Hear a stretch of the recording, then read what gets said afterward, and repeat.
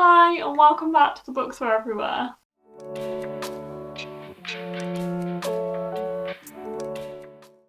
So it is very dark today, so we're going for some cosy autumnal vibes with the candle and the fairy lights. It is absolutely chucking it down with rain, and honestly I love it. It's so cozy and it is perfect to talk about the books that I read in September. So let's dive right in. I actually managed to read 15 books in September, which I am so proud of myself for. It's been a very busy month. I went away with my mom twice in the month, and I went back to uni for my final year at the very end of the month, so I'm very proud of myself. Don't know if I'm going to keep it up because honestly I was feeling a lot of pressure towards the end of the month to finish my TBR, and I have taken just over a day after the month ended to actually finish the last book on my TBR, which I'm allowing myself to happen because I did start it within September, so I'm just going to allow that. That is fine. But anyway, let us dive into the books that I read in September. I took part in two readathons and my own TBR game in September. So these, I won't tell you what I read them for, because you can go and watch my TBRs and I have no idea. There is so much overlap now because I did overlap some of the TBRs, some of the books on the TBRs between either all three or just two of them, but I had 5 books on my TBR game TBR, I had 5 books on my bookoplathon TBR, and I had 7 books on my magical readathon TBR. So yeah, there is a lot of crossover between all of them, but I'm just going to tell you in the order that I read them in the month. So the first one is Sense and Sensibility by Jane Austen. I read this one at the very start of the month, and I read this one on audiobook, as I have been actually reading a lot of Jane Austen's books. I've kind of been saving them for this time of year, and I'm really glad I did. This book gave me a lot of autumnal cozy vibes, as I feel like Jane Austen very classically does. This one is, as usual, set in kind of Somerset and Devon, which I really liked, and I loved the setting. I loved the kind of depiction of the relationships between the two daughters and the mother in this book. I really liked the relationship. There was definitely a few twists and turns that I didn't see coming. It was a little bit of an emotional roller coaster, but yeah, I really liked it. This was recommended to me by Blue because they love the movie, and I really want to watch the movie adaptation now. I want to watch a lot of the movie adaptations for Jane Austen books because I think they are going to be perfect for this time of year, so hopefully I can watch some of them very soon. But yeah, I really like the writing as well. There were some great quotes from here. I gave this one 4 out of 5 stars. It was just a great all-round read. I then read Kikis Delivery Service by Eiko Kodono, and I rated this one 5 out of 5 stars because I just absolutely love this. I have watched the movie actually the night before I read this book, and then I read this book in about a day. This is a kids book. It was published before the film came out. This is what the film Kikis Delivery Service, the Studio Ghibli animation, is inspired by.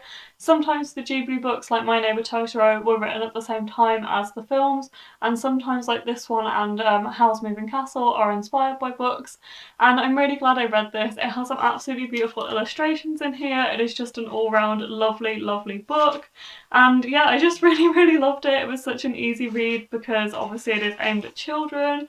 Here's one of the adorable illustrations, but I just think it's perfect if you are looking for something easy and cozy and you love Studio Ghibli movies. I would highly recommend this one and My Neighbor Totoro. This reads very similarly to the movie. They did adapt it pretty straight from the book. However, there is some slight differences in what Kiki gets up to and what kind of mischief she gets up to, but I feel like there is enough there that is very similar for you to definitely get the same kind of feelings from the film as you do the book. But I would highly recommend this if you like Studio Ghibli, if you want to read about it. It was just so sweet and lovely, and yeah, I gave it 5 stars. I then read The Quick by Lauren Owen. This one was one I read as part of a buddy read with 5 other friends, I think, and we didn't all finish it, but I did actually have mixed feelings, but I did enjoy this one. I gave it 3.5 out of 5 stars.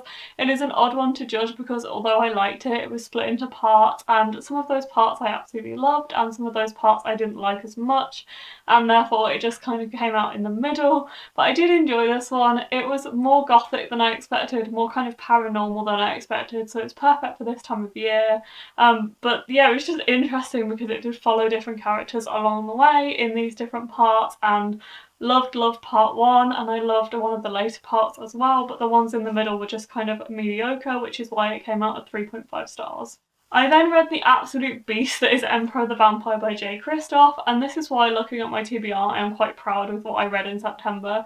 This is probably the one that took me the longest to read, and it did feel like quite a slog. I ended up reading most of this actually on audiobook, and I'm glad I did because I think I'd have struggled to get through it otherwise. This one just kind of wasn't for me. I would like to give this one a reread in the future, which is why I did actually buy this Waterstones copy, and I'm glad I still have it. But I gave it 3 stars in the end. It is an odd one because there was a lot I liked about it, but it did take me so long to get into. By the time I got into this book, I only had about 100 pages left, but I loved those last 100 pages. So it's a very difficult one to judge, but it just wasn't quite for me. I feel like I should have judged that sooner. But I am glad I read it, and I'm glad I had the opportunity to read it because I did have a proof copy of this. But yeah, I gave it 3 out of 5 stars. Sorry, my battery ran out, so if it looks different, that is why. But anyway, the next one I read was She's Too Pretty to Burn by Wendy Hurd, and I also listened to this one on audiobook. If you're interested in this one, I would highly recommend the audiobook as it has a whole cast for each character, which with this one in particular, I felt really added to the story. This one was a thriller, a YA thriller, and it starts off much like a sapphic romance contemporary, and then it just gets so dark, and I don't want to say it without kind of ruining anything, but I would definitely look into content warnings for this book if you are going to read it. I did include a lot in my book review that I could remember, so maybe go and check that out if you are interested in reading this, because although it is one I would actually recommend to people and I really enjoyed, it gets dark real fast and it really kind of spooked me when I was reading it. I was listening to the audiobook driving down the motorway, and the kind of evil character who you don't know obviously throughout the book and then you find out who it is, their voice just started in one of the chapters and it was suddenly from their perspective, and honestly it really spooked me. Reading it and listening to it especially really spooked me. But I would highly recommend it. It did its job as a YA thriller. I really liked it. I wouldn't say I liked the characters all of the time, but I think with it being a thriller, you often get that. I did also really like the relationship for the most part. There is a sapphic relationship at the heart of this story, and although it is not great all of the time, I did enjoy it. And I also like that the main characters were both into art, and one of them was really into photography and like film and darkroom photography, which made me want to get back in a darkroom. Yeah, there was a lot I loved about this book. It was very arty, psychological thriller, and if it sounds like something you'd enjoy, I would very much recommend it. I gave it 4 stars, just check the content warnings. And then I picked up this lovely proof copy of Defy the Night by Bridget Kemmerer. Thank you so much to Bloomsbury for sending me a copy of this book, and I read this just before its release in the UK, and I really enjoyed it. I've read a few Bridget Kemmerer books, I've read a couple of her contemporary books, and I've read the first one in A Curse So Dark and Lonely, so I really was keen to pick this one up, and I was very honoured to get a proof copy of it, and I really enjoyed it. I gave this one 4.5 stars. It starts off very kind of typical YA fantasy, but it did actually shock me with some of the twists and turns it took and some of the discussions that it had about mental health and pressures on the royal family. This one follows, it is set in kind of like a plague pandemic, but I felt I had enough disconnect from the real world and what is happening in the real world that I did still really enjoy that aspect. And it kind of follows 2 main characters, one of whom is a royal, a member of the royal family, who's a prince, and the other who is kind of a poorer person, and this illness mainly affects the poorer people because they can't get the medicine, so our main character is kind of helping people get medicine, poorer people get medicine, and they kind of come together in this story, and I just really enjoyed it. I really liked it. It did throw some curveballs, and it was just a really enjoyable read. I read it over a couple of days and I gave it 4.5 stars. I then read Hurricane Child by Kaysen Calendar. I really love Felix Ever After by the same author, so I really wanted to pick this one up. This is one of their middle grade books, the other one being King and the Dragonflies, but I really liked this book. I gave it 4 stars. I was actually sent this one by the publisher as well, so thank you. I think this is Scholastic. Thank you, Scholastic, for sending me this book. And it was just really interesting. This follows Caroline, who's a 12-year-old girl who was born during a hurricane, and she lives on the, I think, Caribbean island of St. Thomas, I think it's called. I really do apologise if I got that wrong, because I don't know if I can remember that rightly. But yeah, this was really interesting. It had some really interesting discussions about kind of losing a parent, but not necessarily like them dying, just not having them in your life anymore. It also had some interesting discussions about being, well, kind of exploring your sexuality as a young person, as a kind of young adult. The main character is only 12 in this book, and I just think these are really interesting and important discussions that we should be having with children as they obviously grow themselves, and I'm really glad that this came up in a middle grade book. I don't feel like we have enough of these discussions in middle grade, and this was just really, really interesting. So yeah, I gave it 4 out of 5 stars. I then decided to pick up Northanger Abbey, but also by Jane Austen, and again I read this on audiobook and I really, really liked it. I think this one might just about be my favourite Jane Austen book I have read so far. I also rated this 4 stars and I just really, really liked it. So this one follows a Catherine who leaves her kind of sheltered rural home to go to Bath and to kind of explore the world, the sophisticated world, and try and meet people. I wouldn't want to say necessarily like find a partner, but I think that's probably part of it.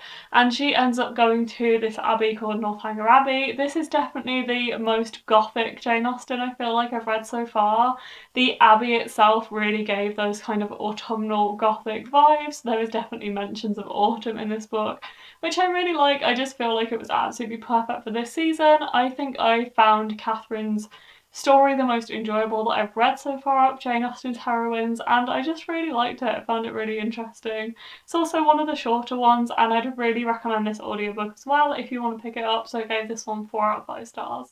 I then read another audiobook, and that was Jay's Gay Agenda by Jason June, and other end of the scale, I gave this one a 2 out of 5 stars. I really didn't enjoy it.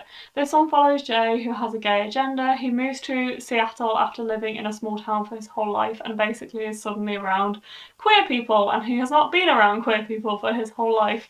So he makes this like list of things that he wants to do as a queer person, and he's a bit of a dick, honestly. He doesn't really treat the people around him with much respect. He lies a lot, he cheats.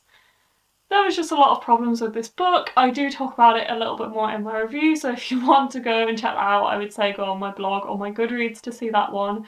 But yeah, this just was highly problematic in a lot of ways that I didn't really enjoy. I feel like I should have definitely foreseen the fact I wouldn't enjoy this beforehand and not bought it. But alas, we are here and I did buy it and I did not enjoy it very much. There was just so many problems. There was also some interesting things about sexuality. Like, I'm not gonna lie, there was some great discussions in this book and discussions that we should be having more in YA about sexuality and gender, but I don't feel like those were done in the best way. And again, I do mention this a little bit more in my review itself, but this was just weird and not great, and I gave it 2 stars. And then we have This Poison Heart by Kaylin Bayron, which I really, really enjoyed. This is back up to 4 stars. This is Kaylin Bayron's second book, as I'm aware, as far as I'm aware. This one is actually inspired by The Secret Garden, which I absolutely loved. I read The Secret Garden earlier this year and I really, really enjoyed it. So it was great to see this different take on the story. And this one follows Breesis, who has kind of a magical power to grow plants. She lives with her 2 moms in Brooklyn in New York, I think. And basically they own this flower shop, and then Breesis finds out that she has inherited this massive house in upstate New York, in kind of rural upstate New York, in a very, very small town, and she goes there and she finds out a lot of weird stuff. And the story is very, very compelling. I couldn't put this one down. I read it super quickly and I just really enjoyed it. I could have definitely picked this one up for like real long chunks at a time because I just really like the main character. I really like the story.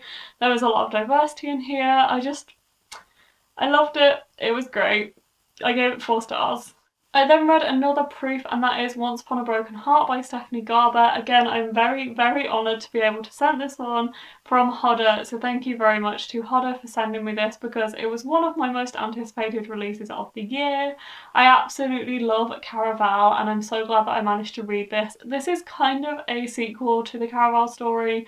However, it's not. It does follow a different character. You don't strictly have to read Caraval before reading this one, although I would recommend it because you will get some minor spoilers, and I just feel like the setup of the world in Caraval is amazing and you should go and read it if you haven't already before diving into this one. But this one follows Evangeline, and one of the main characters from Caraval And it follows the fates which actually appear in the Caraval story. There are these seven, I think, kind of godlike figures within the world, and this one follows Evangeline's relationship with one of the fates, and it was really, really interesting.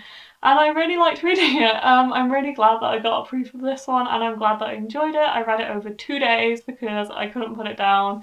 It's about 400 pages, and I just absolutely loved it so much. I gave it 4.5 stars. It gave me some of those magical feelings that Caraval did initially, and there was a lot to love about it. I have a lot of editions of this one coming, and I'm not mad about it because I really, really liked it, so there we go. And then I read Of Curses and Kisses by Sandhya Menon, and this is the first Sandhya Menon book that I've actually read. I have read some stories by the same author, some like short stories, but I really, really liked this one. I'm glad I finally picked it up. This was part of the Magical Readathon TBR, and I needed to read a book set in a school, and I didn't have many books set in schools, but this one kind of piqued my interest, so I picked this one up finally after owning it for quite a while, and I really liked it. This one follows a princess and a lord who are kind of thrown together in this academy, and the princess kind of wants to get a bit of revenge on Lord Emerson because she thinks he spread some stuff about her sister, and it kind of goes on from there. So she decides she wants to break his heart as revenge. So obviously to do that, she needs to kind of fall in love with him or fake fall in love with him, and it had like Romeo and Juliet vibes. Obviously these people were coming from two different families who were kind of enemies, and as the book went on they kind of became quite soft towards each other, and I just loved reading about their relationship. It was so cute, and I just wanted to know where it goes. It was very high drama, but I just really liked it. Like, it was kind of cringy, but I loved it in a lot of ways, so I'm glad I read this one, and I gave this one 4 stars. We're in the home stretch, we have 3 books to go, the next one being Cemetery Boys by Aidan Thomas, which I only finished yesterday, and I absolutely love this book. I gave it 4.5 stars. It's been recommended to me a lot, and I've seen it on social media a lot, and I'm so glad I read it. This one follows Yadriel, who is a Latinx trans boy, and he also has magical abilities, and he can see spirits, and he tries to summon his cousin back from the dead, and it ends up summoning the school's bad boy, Julian. And Julian is not a boy that will go back quietly. He wants to find out what happened to him and how he died, and they end up going on this adventure together.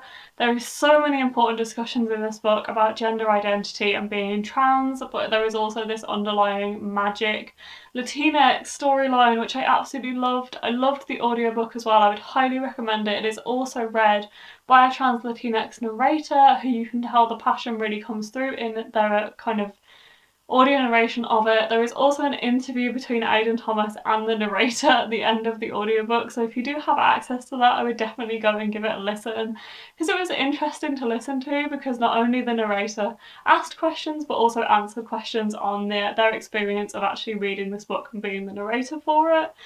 Yeah, there was a lot to love. Also, the side character, Maritze, I think she was called, the best friend, was vegan, which was great to see a vegan character, especially in the sense that she kind of discussed her morals a lot, because in the community that she's in, the magical community, as a healer, she was meant to use animal blood, and it was really interesting to kind of read about that, or listen to that, and her kind of morals throughout the story, so I gave this one 4.5 stars. I then picked up The Death Cure, which is the 3rd book in the Maze Runner trilogy.